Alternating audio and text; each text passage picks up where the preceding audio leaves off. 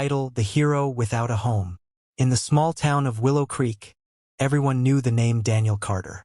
He was the man who never hesitated to run into burning buildings when others ran out. The man who pulled children out of smoke-filled bedrooms, who cradled frightened dogs and cats in his arms as if they were his own. He carried old women down stairwells, risked his own lungs against thick black smoke, and time after time he came back alive. The people called him the town's angel in uniform.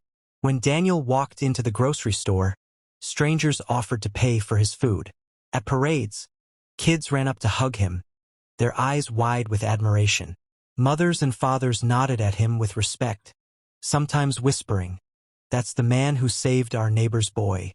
But what the town didn't know was what awaited him when he hung up his uniform and went home.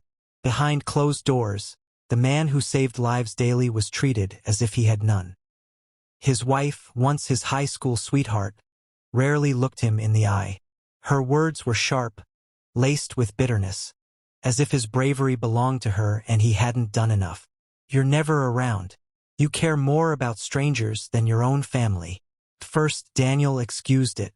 He thought maybe she was lonely, tired, or just needed more from him. So he gave more. He worked longer hours, picked up extra shifts, bought flowers, cooked dinners.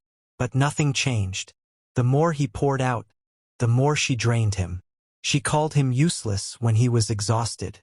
She mocked the scars on his arms, the burns he couldn't hide. She turned cold when he came home smelling of smoke.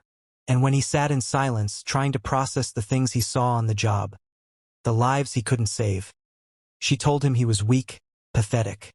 His house was not a home. It was a cage of unspoken pain. Neighbors saw a smiling firefighter who carried their burdens.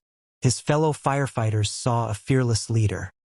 But no one saw the man sitting at his kitchen table at midnight, staring at his untouched plate, feeling more invisible in his own home than he ever did among strangers. And still Daniel gave. He gave until one night, during a 3-alarm fire at a factory, Daniel collapsed inside from smoke inhalation. His team carried him out, fighting to save the man who had always saved them. But by the time they reached the hospital, his heart had stopped. The town mourned like never before. The church bells rang, flags flew at half-mast, and the streets filled with faces wet with tears. Children held pictures of him. Families told stories of how he had saved them. They built a statue in his honor, a bronze figure of him carrying a child in his arms. But at his funeral, when people looked at his widow, they whispered how lucky she was to have had him.